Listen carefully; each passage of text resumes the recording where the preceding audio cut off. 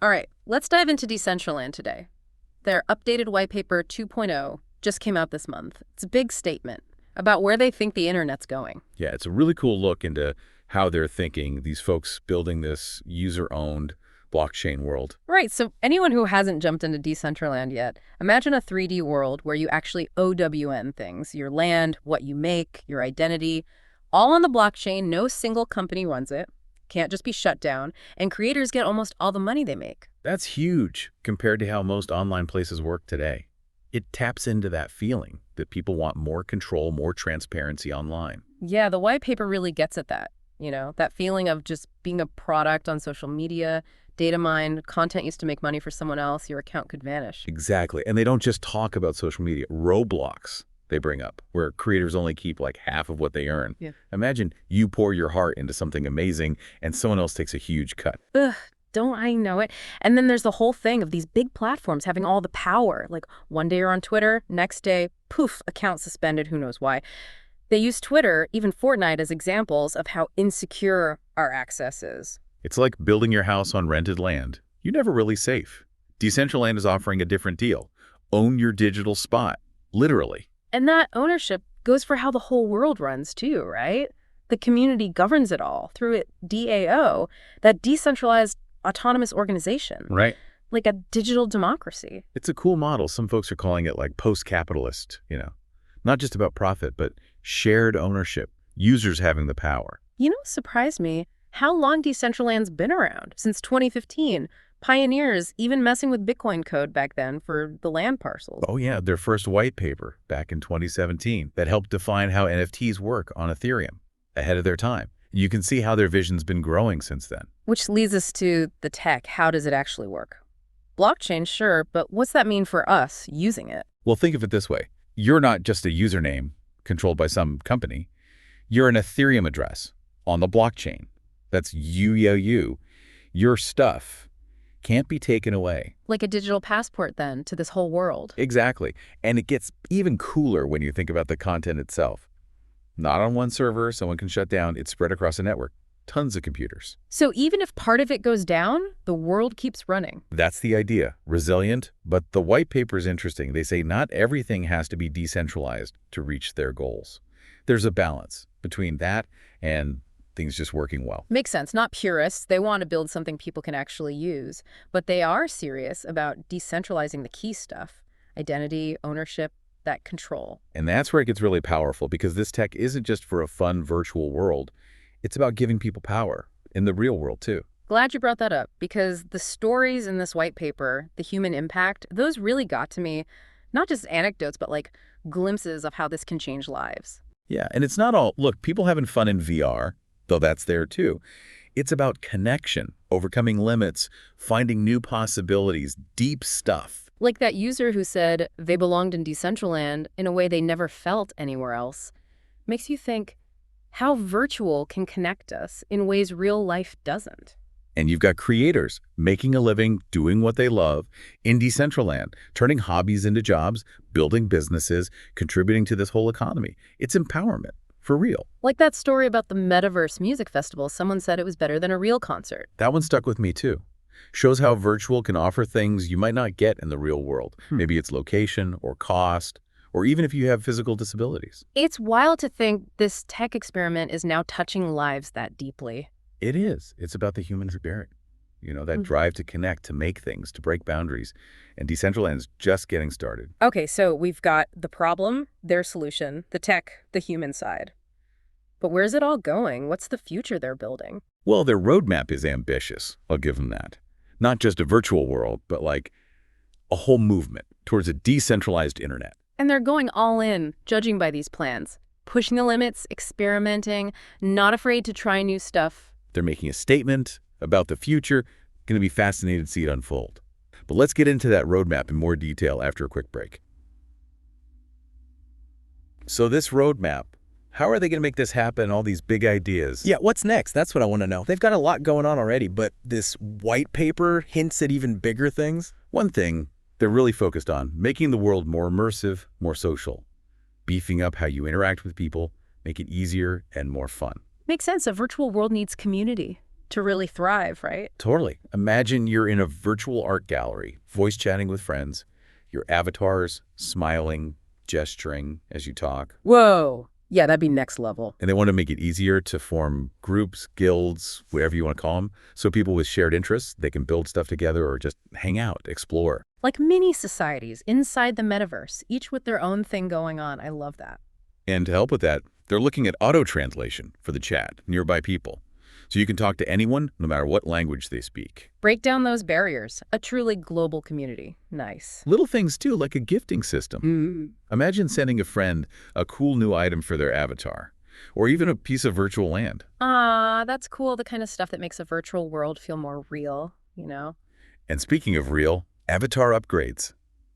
More realistic movement, expressions, even support for VR. Oh yeah, VR would be huge. I can picture it now. Strapping on a headset, feeling like you're actually in Decentraland. Game changer for sure.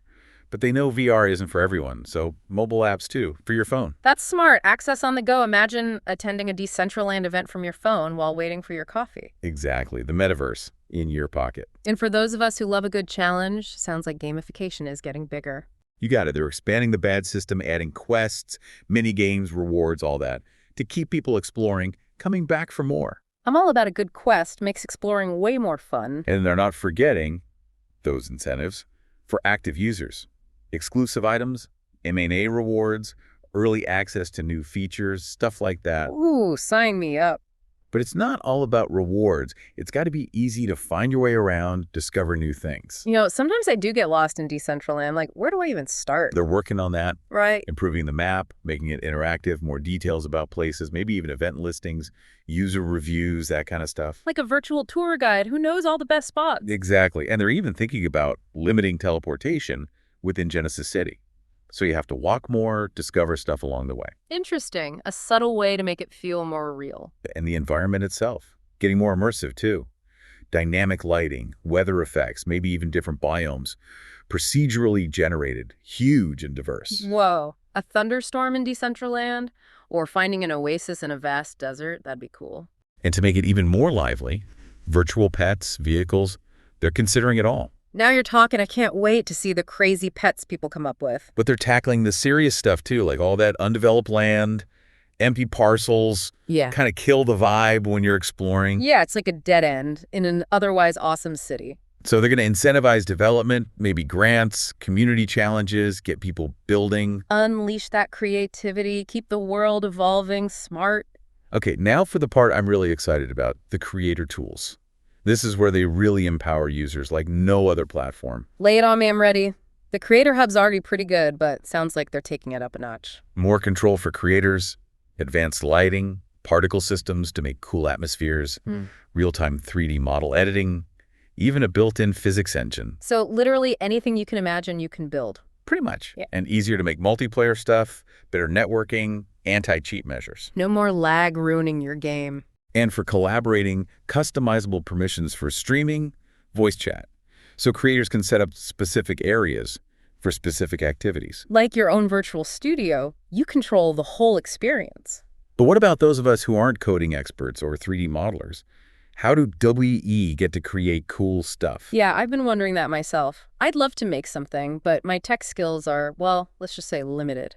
Get ready for this. AI-assisted creation tools. AI, gotta love it. How's that gonna work? You describe what you want. A city, a forest, a dream world, whatever. And the AI helps generate the 3D models, the environment, even animations. That's awesome for aspiring creators like me. There's going to be a visual editor, too, so you see changes as you make them. Maybe even building directly in the world, manipulating objects with your hands. Like virtual Legos on a massive scale. But even the coolest stuff is no good if you can't share it. That's where the marketplace comes in. Right, that's the heart of it all. Creators connecting with collectors, selling their stuff, building businesses. And they're making it even better, more user-friendly. Things like multi-chain support. So you could connect, use the marketplace with wallets from different blockchains, not just Ethereum. Yep, all about reaching more people. And to make buying and selling smoother, cheaper, they're looking at off-chain transactions. No more gas fees every time you do something. That's the plan. Plus things like hot sales, discounts, bundles, swaps, make it feel like a real marketplace, but in the metaverse. I like it. And to simplify things further, a marketplace just for smart items. Pre-made interactive stuff creators can easily drop into their scenes. It's all about collaboration, giving everyone the tools to build something amazing, no matter their skill level. So we've talked about the world itself, but Decentraland's thinking bigger, expanding beyond just the virtual. Time to break down those walls, bring the experience to everyone. Exactly, starting with that VR support, making it accessible across devices. Yeah, stepping right into Decentraland, that'd be something. But that's not all. Mobile apps for your phone, iOS and Android, access anywhere. Checking your virtual land while you wait for your coffee, I'm in. And get this, they're even looking at compatibility with gaming consoles. Whoa, now that would be huge, bringing the metaverse to console gamers. Millions of potential new users. Smart move, right? And to get the word out, they're going to put Decentraland on app stores. Integrate with streaming, Twitch, YouTube, maybe even paid ads, influencer stuff. They're going all out, spreading the word, attracting new people. And of course, the community is key. Decentraland already has a strong one, but they want to make it even better. It's the people who make a virtual world come alive. For sure. More events, more ways to collaborate, even adapting things for younger users. A metaverse for everyone, huh? That's the goal. But before we get too carried away, there's one more thing on this roadmap. Governance. Can't forget about the DAO. Right, the foundation of it all, that decentralized structure, the community having a say. Exactly, and they're constantly working on it. The DAO, making sure it works well. It's truly representative. So what's in store for the DAO? What changes are they thinking about? Well, streamlining the community grants, make sure the money goes to the right projects, the ones that'll benefit everyone. Important stuff. Got to use those resources wisely. And managing the treasury, making sure those collective funds grow over time. Like running a whole country, they need a solid financial plan for the long term. Exactly. And the way voting works, they're considering some changes there too. Maybe focusing voting power on fewer decisions, but the really important ones. So less voting on every little detail, more focus on the big picture. Right. And for day-to-day stuff, delegate that to an elected team who represent the community. A system of checks and balances inside the DAO itself. Precisely. And another idea, parallel voting, based on how active you are on the platform. So the more you use Decentraland, the more your vote counts in certain cases. Yeah, like for content curation, deciding which features to prioritize, stuff like that. Makes sense. Give more weight to the people who are truly invested. It's all about balance, decentralization, but also efficiency, making sure the DAO works. For governing the world of Decentraland. Wow, they're really covering it all. Not just talking, but actually building this decentralized future. And it's not just about the tech, it's the people. You know, giving them ownership, control, a say in how their digital lives work. I gotta say, their vision and how committed they are to it, pretty impressive. It's inspiring, right? Challenging how things are done now, showing there's another way, besides these giant companies controlling everything. And they're doing it with a purpose, a real belief in community. Like they're inviting everyone to join them, explore, create, build this future together. So what does it all mean for us regular folks? Why should we care about Decentraland and their big vision? That's the big question, and I think this white paper does a good job answering it. They're asking us what kind of digital future we want. Do we want to keep being passive in a world controlled by a few companies? Or do we want to shape that world, make it more open, more fair, reflect our values? It's like stick with what we know or jump into the unknown, build something new. And Decentraland is right out there showing what's possible. When you go decentralized, community owns it, users are driving the innovation. It's not just escaping reality, it's about deciding how our digital lives will be. That's a future worth fighting for, right? Oh, absolutely. More control, more freedom, more chances to connect, build something that matters. Exciting, yeah. A bit scary too, but I want to be part of it. Well, if you're ready to jump in, their website's the place to go. Decentraland site, full white papers there, all the info, how to get started, explore, even create your own stuff. And who knows, you might find something you love doing, a community that feels like home. In Decentraland, the possibilities, they really are endless. Go explore, connect, build, help make this decentralized future happen. We all deserve it. And that's our deep dive into Decentraland's vision for the future. Hope you found it informative, inspiring, maybe even blew your mind a little. Until next time, keep exploring, keep asking questions, and keep diving deep.